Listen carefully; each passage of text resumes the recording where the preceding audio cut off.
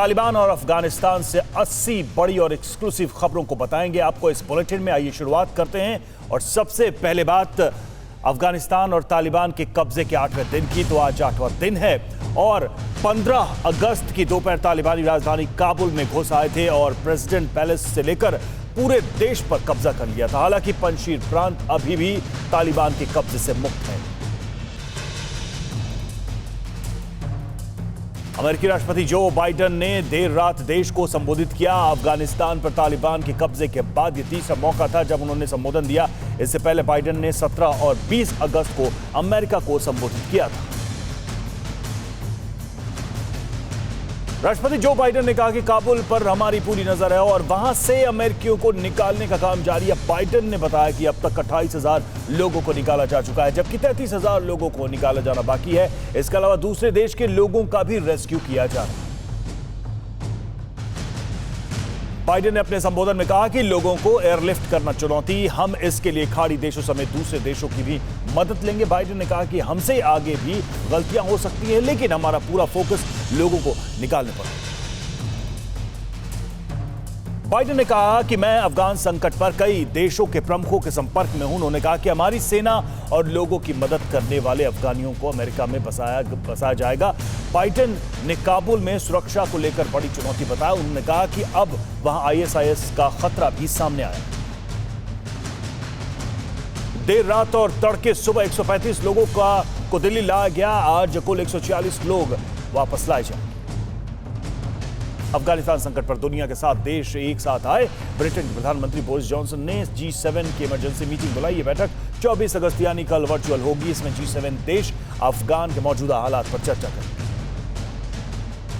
अफगानिस्तान के पंजशीर प्रांत में तालिबान और सेना की लड़ाई हुई। तेज अहमद मसूद के सरेंडर न करने से बौखलाए तालिबान ने पंजशीर में 6,000 आतंकी तैनात किए। पंजशीर में तालिबान और अफगान सेना के बीच जंग जारी। पंजशीर के लड़ाकों का 300 तालिबानियों को मार गिराने का दावा रास्ते में घात लगाकर किया। पंजशीर प्रांत में तालिबानी आतंकी भी बड़े हमले की फिराक में है। पंजशीर में ही अहमद मसूद और अमरुल्लाह सालेम है।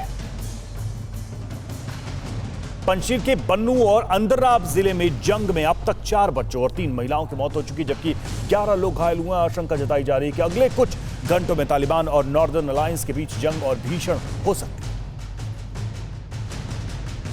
अहमद मसूद के नेतृत्व वाले नॉर्दर्न अलायंस ने दावा किया है कि उन्होंने तालिबान के नियंत्रण वाले 3 जिलों और बगलान पर कब्जा कर लिया, जिसके बाद तालिबान ने बगलान में पंजशीर से मुकाबले के लिए और लड़ाकों को भेजा है। अफगानिस्तान के पंजशीर प्रांत में तालिबान के खिलाफ मुहिम तेज होती जा रही है। पंजशीर में नॉर्दर्न अलायंस के झंडे तले अफगान नागरिकों ने तालिबान के खिलाफ खड़े होने का आह्वान किया और हजारों लोगों ने तालिबान के खिलाफ सड़कों पर रैली निकाली। पंजशीर घाटी के बाशिंदों ने एक बार फिर तालिबान को चैलेंज किया है। कहा है कि वो तालिबान की धमकियों से डरने वाले नहीं हैं। पंजशीर के सिपाही स्थानीय लोगों से अपील कर रहे हैं कि वो अपनी मर्जी से तालिबान के खिलाफ निर्णायक लड़ाई के लिए तैयार हैं। बगलान प्रांत में नॉर्दर्न अलायंस के लड़ाकों और तालिबानियों के बीच जबरदस्त भिड़ंत हुई। अलायंस के लड़ाकों ने एक बड़े हमले को नाकाम कर दिया। बगलान में 11 तालिबानी आतंकवादी भी मारे गए। 7 लड़ाके और उनके कमांडर को जिंदा पकड़ लिया। आतंकी संगठन हक्कानी का बड़ा दावा, विरोधी लड़ाकों का नेता अहमद मसूद तालिबान के साथ समझौता करने को तैयार। आतंकी संगठन हक्कानी ने यह भी ऐलान किया कि अगर ऐसा होता है तो अफगानिस्तान में तालिबान को रोकने वाला अब कोई नहीं होगा। तालिबान में मुख्य वार्ताकार अब्दुल्ला काबुल में समुदाय के बुजुर्गों के पास पहुंचे और कहा कि अहमद शाह के बेटे अहमद मसूद को तालिबान में लाने की कोशिश को तेज किया जा रहा है। तालिबान के राजनीतिक नेतृत्व के एक वरिष्ठ सदस्य ने रूस से कहा है कि वो पंजशीर वैली में लड़ाकों और उसके बीच मध्यस्थता करे। तालिबान को रूस की पहल पर पंजशीर से राजनीतिक समझौते की उम्मीद है। अफगानिस्तान पर तालिबान के कब्जे के बाद अफगान जेल से रिहा हुए पाकिस्तानी तालिबानी नेता मौलवी फकीर मोहम्मद ने पाकिस्तान को धमकी दी है। उसने अपने लड़ाकों से कहा है कि अब समय आ चुका है जब पाकिस्तान में काफिर व्यवस्था को बदलने के लिए अपनी सारी शक्ति का इस्तेमाल किया जाए। तालिबान प्रमुख अखुंज़ादा ने पाकिस्तान की शिकायतों की जांच के लिए हाल ही में एक 3 सदस्यीय आयोग का गठन किया। आयोग ये जांच करेगा कि प्रतिबंधित टीटीपी यानी तहरीक-ए-तालिबान पाकिस्तान सीमा पार आतंकवादी हमलों की साजिश के लिए अफगानिस्तान का उपयोग कर रहा था या नहीं। अफगानिस्तान में महिलाओं और बच्चों को बंधक बनाए जाने से वहां आक्रोश बढ़ता ही जा रहा है। अंदराब में हजारों ग्रामीण हथियारों से लैस होकर और घाटी की तरफ जा रहे हैं जहां तालिबानियों से जंग छिड़ी। काबुल एयरपोर्ट पर अफरा तफरी बढ़ती जा रही है। ब्रिटेन की सेना की तरफ से रविवार को जारी बयान के मुताबिक काबुल हवाई अड्डे पर भगदड़ मच गई, जिसमें 7 अफगान नागरिक मारे गए। ब्रिटेन के रक्षा मंत्रालय ने बयान जारी कर कहा कि एयरपोर्ट पर हालात बेहद चुनौतीपूर्ण बने। काबुल एयरपोर्ट पर भारी भीड़ अब भी जमा है। अफरा तफरी के बीच लोगों का सब्र जवाब देने लगा है। गुस्साए लोगों ने एयरपोर्ट में तोड़फोड़ की कोशिश की। भीड़ को काबू करने के लिए अमेरिकी सैनिकों को हवाई फायरिंग करनी पड़ी। काबुल हवाई अड्डे पर अभी भी करीब 60 से 70 हजार लोग मौजूद हैं, जबकि एयरपोर्ट के बाहरी इलाके में 1.25 लाख से भी ज्यादा लोगों की भीड़ है। सभी लोग अफगानिस्तान को जल्द से जल्द छोड़ने का इरादा लेकर आए हैं और एयरपोर्ट पर अपनी बारी का इंतजार कर रहे हैं। काबुल एयरपोर्ट के बाहर 48,000 से ज्यादा कारों की लाइन लगी हुई है। सड़क पूरी तरह से जाम है। विमान में सवार होने के लिए अब पैदल चलकर एयरपोर्ट पहुंचने के अलावा कोई रास्ता नहीं बचा है, लेकिन जाम से निकलने के बाद लोगों का सामना हर गेट पर जमा भारी भीड़ से हो रहा है। काबुल एयरपोर्ट पर अमेरिका और नेटो देशों की सेनाओं का कब्जा है। एयरपोर्ट में किसी के अंदर आने की इजाजत नहीं है और किसे नहीं है और किसे इन्हीं देशों की सेनाएं ये तय कर रही हैं। जो लोग एयरपोर्ट के बाहर खड़े हैं उनमें से 99% लोग अफगानिस्तान के नागरिक हैं। काबुल एयरपोर्ट पर लोगों की भीड़ लगातार बढ़ती जा रही है। लोगों को रोकने के लिए अमेरिकी सेना को काफी मशक्कत करनी पड़ रही है। लोग तमाम कंटीले तारों को पार करके काफी आगे तक आ चुके हैं। अब सेना के जवान ह्यूमन वॉल बनाकर लोगों को रोक रहे हैं। काबुल एयरपोर्ट पर लोग ज्यादा हैं और विमान कम, इस वजह से लोगों को लंबे समय तक इंतजार करना पड़ रहा है। जिसके पास वीजा या पासपोर्ट नहीं है, ऐसे लोग भी अमेरिकी सैनिकों से एयरपोर्ट पर जाने की गुजारिश कर रहे हैं। राखी का दिन है और अफगानिस्तान से लौटे मासूम भाई बहनों का प्यार भरा वीडियो सोशल मीडिया पर वायरल है। बहन बार बार अपने भाई को दुलार कर रही है। ये बच्चे काबुल से विशेष विमान से भारत पहुंचे। तालिबानी हजारा समुदाय के लोगों की हत्या कर रहे हैं। रिपोर्ट के मुताबिक 1 जुलाई से 5 अगस्त के बीच तालिबान ने हजारा समुदाय के 51 लोगों की हत्या कर दी। यह हत्याएं गजनी प्रांत के मलिस्तान जिले में की। अफगानिस्तान के हजारों लोगों ने तालिबान से लड़ने का फैसला लिया है और सभी तालिबानी विरोधी गुट को ज्वाइन कर रहे हैं। हजारों अफगानी अब हथियार उठा चुके हैं और अफगानिस्तान में गृह युद्ध होना तय माना जा रहा है। अफगानिस्तान से लौट रही अमेरिकी सेना आतंकवादी समूह ISIS-K के खतरे के चलते काबुल हवाई अड्डे के लिए वैकल्पिक रास्ता बना रही है। अमेरिकी राष्ट्रपति बाइडेन ने सैनिकों की सुरक्षा को लेकर बैठक की। रिपोर्ट के मुताबिक काबुल एयरपोर्ट पर ISIS के आतंकी हमला कर सकते हैं। काबुल एयरपोर्ट जाने के लिए अमेरिकी सैनिक एक सुरक्षित रास्ता तैयार कर रहे हैं। नए रास्ते का इस्तेमाल सैनिक, अमेरिकी और विदेशी नागरिक और अफगानिस्तान के पढ़े लिखे लोग कर सकेंगे। सीक्रेट रिपोर्ट से पता चला है कि आतंकी भीड़ पर कार, बम या मोर्टार से हमला कर सकते हैं। अमेरिका ने अफगानिस्तान में मौजूद अपने नागरिकों के लिए अलर्ट जारी किया है। अलर्ट में कहा गया कि काबुल एयरपोर्ट पर अमेरिकी नागरिकों को खतरा हो सकता है। अमेरिका के विमान अब मिसाइल से बचने के लिए प्लेयर्स का इस्तेमाल करेंगे। तालिबान नेता मुल्ला अब्दुल गनी बरादर हक्कानी नेटवर्क के सराजुद्दीन हक्कानी और तालिबान के 133 दूसरे नेता जल्दी संयुक्त राष्ट्र की 1988 की प्रतिबंध समिति की लिस्ट से बाहर हो सकते हैं। बरादर को 23 फरवरी 2001 को इस लिस्ट में शामिल किया गया।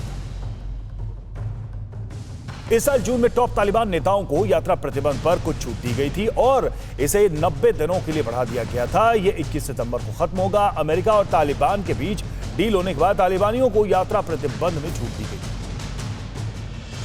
रविवार सुबह भारतीय वायुसेना का C-17 विमान काबुल से दिल्ली पहुंचा। इस विमान में 168 लोग सवार थे, जिनमें से 107 भारतीय हैं। यह विमान गाजियाबाद के हिंडन एयरबेस पर लैंड हुआ। भारत पहुंचते ही अफगानिस्तान के सांसद नरेंद्र सिंह खालसा रोक।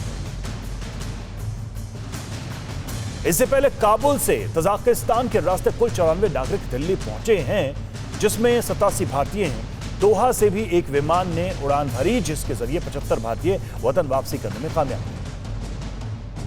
अफगानिस्तान सेनेटर अनारकली होनारयार सहित करीब 23 अफगान सिखों को भारत लाया गया। सीनेटर ने वीडियो मैसेज जारी करके भारत सरकार को धन्यवाद दिया और कहा कि भारत के इस कदम से उनकी जान बची। काबुल एयरपोर्ट पर भारी भीड़ है। सोशल डिस्टेंसिंग खत्म होने की वजह से कोरोना विस्फोट का खतरा है, इसलिए काबुल से भारत आ रहे सभी लोगों का कोरोना टेस्ट किया जा रहा है। रेस्क्यू फ्लाइट के लिए अलग से कोरोना टेस्ट कैंप लगाया गया। पाकिस्तान में तालिबान की जीत के जश्न का सिलसिला जारी है। अब इस्लामाबाद के मदरसे में जश्न मनाया गया। इस्लामाबाद में एक मदरसे ने बाकायदा इसके लिए एक कार्यक्रम का आयोजन किया। इस मदरसे की छत पर तालिबान का झंडा भी फहराया।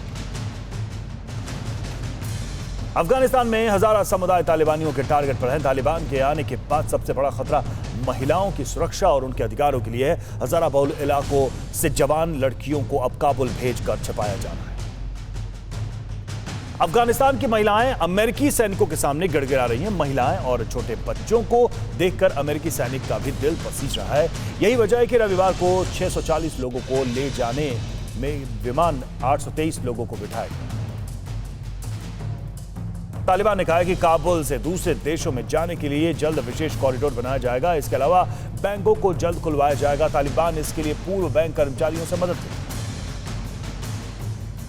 तालिबान अपनी इमेज बदलने की कोशिश में है और अब ऐलान किया गया है कि जल्द ही अफगानिस्तान की सभी यूनिवर्सिटीज खुलेंगी। यह ऐलान अफगानिस्तान के शिक्षा मंत्रालय की तरफ से की गई। तालिबान और चीन के बीच डील का असर नजर आने लगा है। तालिबान के प्रवक्ता सुहेल शाहीन ने कहा है कि चीन ऐसा शक्तिशाली देश है जिसे रूस और अमेरिका के उलट बिना लड़े अफगानिस्तान में निवेश का मौका मिल सकता है। श्रीलंका ने तालिबान के बदले रूप का स्वागत किया है। आगे उम्मीद जताई है कि तालिबान अपने किए हुए वादों पर टिकेगा और आम माफी देने, महिलाओं के अधिकारों की रक्षा करने और किसी भी विदेशी को नुकसान नहीं पहुंचाने का वादा पूरा करेगा। तालिबान का कब्जा होते ही पाकिस्तान ने लूट खसोट शुरू कर दिया है। पाकिस्तान अफगानिस्तान से लकड़ियां मंगवा रहा है। इसके बदले पाकिस्तान को न तो कोई टैक्स देना पड़ रहा है और न ही लकड़ियों की कीमत चुकाई जाए। तालिबान एक तरफ दिखावा कर रहा है कि वो इस बार पहले जैसा जुल्म नहीं करेगा, लेकिन सोशल मीडिया पर वायरल वीडियो में देखा जा सकता है कि तालिबान अभी भी पत्थरों से मारने की सजा दे रहा है। अफगानिस्तान से लौटी एक महिला ने खुलासा किया कि तालिबानी शवों के साथ भी रेप करते हैं। महिला ने बताया कि तालिबानी सभी घरों में जाकर लड़कियों की मांग करते हैं। महिलाओं पर अत्याचार के दौरान यह भी नहीं देखा जाता कि महिला की सांसें चल रही हैं या नहीं। तालिबानियों ने एक लड़की की पिटाई सिर्फ इसलिए की क्योंकि उसके हाथ पर टैटू बना हुआ था। चात्रा के मुताबिक तालिबान पहले की तरह ही हैं, बस ये ध्यान रख रहे हैं कि सजा देने के दौरान कोई उनका वीडियो न बनाए। तालिबानियों के जुल्म का एक और वीडियो आया सामने। इस वीडियो में कुछ तालिबानी बुजुर्ग को बेरहमी से पीट रहे हैं। तालिबानियों के हाथ बिजली के तार जैसी कोई चीज है जिसे हंटर की तरह इस्तेमाल किया जा रहा है। अमेरिकी हथियार, गाड़ी और वर्दियां मिलने के बाद अब तालिबानी अमेरिकी सैनिकों की तरह वर्दी पहनकर पेट्रोलिंग कर रहे हैं। स्पेशल फोर्स का नाम बद्री 313 रखा गया है। ये आतंकी हाथ में अमेरिकी M4 राइफल लिए हमवी गाड़ी से गश्त लगा। अफगानिस्तान में सोशल मीडिया पर भी तालिबान का खौफ दिख रहा है। महिलाओं, अल्पसंख्यकों के साथ साथ सोशल मीडिया पर फेमस लोग भी सदमे में हैं। कोई सोशल मीडिया इन्फ्लुएंसर अब इस प्लेटफॉर्म से किनारा कर रहा है। अल जजीरा के मुताबिक सादिका मददगार सोशल मीडिया पर काफी एक्टिव रहती थी, लेकिन जब से तालिबान ने काबुल पर कब्जा किया है उन्होंने सोशल मीडिया से दूरी बना ली है। कई सोशल मीडिया इन्फ्लुएंसर या तो शहर छोड़कर भाग गए हैं या फिर अपना अकाउंट ही बंद कर रहे हैं।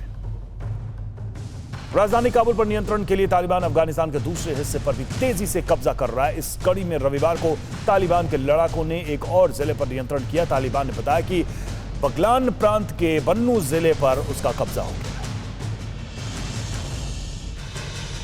अड़ी सोमवार से शुक्रवार शाम 6 बजे सिर्फ TV9 भारतवर्ष पर।